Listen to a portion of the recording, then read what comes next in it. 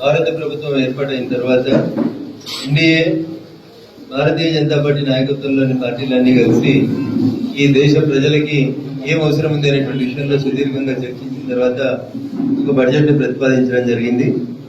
Congress party రాష్ట్ర ముఖ్యమంత్రి ఆరోపిస్తున్నట్టు తెలంగాణకి ఏం రాలేదు, గాడిద గుడ్డు వచ్చిందని ఆయన మాట్లాడుతూ ఉన్నాడంటే ఆయన చదువుకున్నది 7వ తరగతి, ఆయన చేసే పని గోడలకేసే సున్నం కాబట్టి అట్లాంటి వాళ్ళకి బడ్జెట్ అర్థం కాదు. కొంచెం చదువుకున్న వాళ్ళని పక్కన పెట్టుకొని చూస్తే బడ్జెట్ ఏమొచ్చింది అనేది కనబడుతుంది. ఇందాక గౌరవనీయులు కేంద్ర మంత్రి గారు చాలా స్పష్టంగా తెలంగాణ రాష్ట్రానికి ఏ పథకంలో ఎన్ని పైసలు వచ్చినాయి అనేది విడమర్చి చెప్పడం జరిగింది.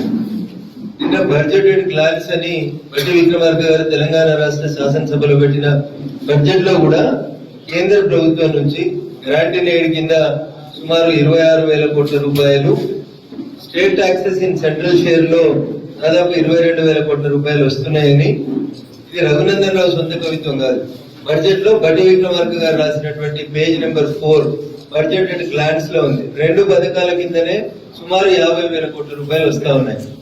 ఇది రేవంత్ రెడ్డి గారికి బడ్జెట్ మీద ఉన్నటువంటి అవగాహన. అది కాకుండా దేశవ్యాప్తంగా 3 కోట్లు ప్రధానమంత్రి ఆవాస్ యోజన కింద 3 కోట్ల ఇళ్లు వస్తాయి. దాంట్లో తెలంగాణ రాష్ట్రానికి కూడా ఇళ్లు వస్తాయి. ఆ వచ్చిన ఇళ్లను కాంగ్రెస్ నాయకులు ఇందిరమ్మ ఇళ్ల పేరు మీదకి ఇళ్లు మార్చుకొని చేసేటువంటి కొత్త కథ పెట్టినారు తప్ప వాళ్ళేం కొత్తగా ఇందిరమ్మ ఇళ్ళకి ప్రత్యేకంగా డబ్బులు ఇవ్వట్లేదు. అవి ప్రధానమంత్రి ఆవాస్ యోజన కింద దేశవ్యాప్తంగా మంజూరైన 3 కోట్ల ఇళ్లలో తెలంగాణ రాష్ట్రానికి వచ్చిన ఇళ్లకి ఇందిరమ్మ ఇళ్లని పేరు పెట్టుకుని కాంగ్రెస్ పార్టీ ప్రచారం చేసుకుంది. గౌరవనీయులు నరేంద్ర మోడీ గారి నాయకత్వంలో ఇందాక కేంద్ర మంత్రి గారు చెప్పినట్టు ముద్రా లోన్ కింద గతంలో 10 లక్షల రూపాయల లోన్ వస్తే ఇప్పుడు ముద్రా పథకం సక్సెస్ అయింది.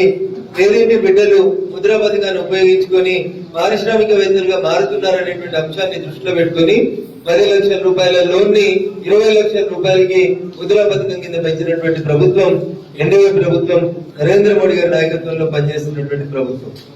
గురుల జల్లి మట్టగాల్చి మీదేసి రాజ్యాంగాన్ని మారుస్తున్నామని, దళితులకు అన్యాయం జరుగుతుందని తప్పుడు ప్రచారం చేసి కాంగ్రెస్ పార్టీ ఎన్డీఏ కూటమి నాయకత్వంలో కొన్ని సీట్ల సంఖ్యను పెంచుకోవడంలో కాంగ్రెస్ పార్టీ సఫలీకృతం అయితే అయిందేమో కానీ ఈ దేశ ప్రజలు నరేంద్రుడి నాయకత్వం మీద, ఎన్డీఏ నాయకత్వం మీద, గౌరవ పెద్దలందరి నాయకత్వం మీద భరోసా ఉంచినారు. కాబట్టి 3వసారి ఈ దేశానికి 1962 తర్వాత జవహర్ లాల్ నెహ్రూ గారి తర్వాత 3వసారి కంటిన్యూస్ గా ప్రధానమంత్రి అయినటువంటి ఘనత ఎన్డీఏ నాయకత్వంలో ఉన్నటువంటి నరేంద్ర మోడీ గారికి దక్కుతుంది.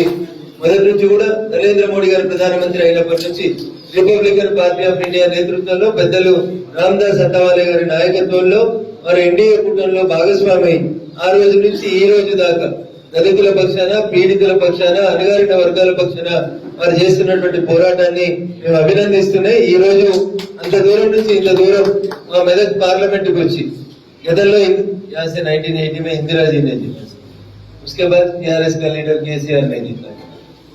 అంత దూరం నుంచి ఇక్కడికి వచ్చి మెదక్ జిల్లా ప్రజలకు వారి సందేశం ఇవ్వడానికి ఇక్కడికి విచ్చేసినందుకు ఈ ప్రాంత పార్లమెంట్ సభ్యులుగా, రిపబ్లికన్ పార్టీ అధ్యక్షునిగా వారికి, కేంద్ర మంత్రిగా వారికి మరొకసారి మనస్ఫూర్తిగా శుభాకాంక్షలు, అభినందనలు తెలియజేస్తూ ఎవరు ఎన్ని కార్యక్రమాలు కూర్చున్నా నరేంద్ర మోడీ గారి నాయకత్వంలో ఎన్డీఏ ప్రభుత్వం 3వ దఫా 5 సంవత్సరాలు దిగ్విజయంగా పూర్తి చేసుకుని 4వసారి గెలవడానికి మార్గాలను ఎన్నుకుంటుంది. బడ్జెట్ మీద దుష్ప్రచారం చేసేటువంటి వ్యక్తులకి బడ్జెట్ అంటే తెలియదు, వాళ్ళకి దాంట్లో వచ్చే పద్ధతుల గురించి తెలియదని మాత్రమే తెలంగాణ సమాజం భావించాలని కోరుకుంటూ నేను ఒక మాట అడగదలుచుకున్నా రేవంత్ రెడ్డి గారిని చివరిగా మీడియా తరఫున. మా తెలంగాణ పేరు వచ్చిందా బడ్జెట్ లో అని అడుగుతున్నాడు రేవంత్ రెడ్డి. మరి ఉత్తరప్రదేశ్ పేరు వచ్చిందా, రాజస్థాన్ పేరు వచ్చిందా, గుజరాత్ పేరు వచ్చిందా?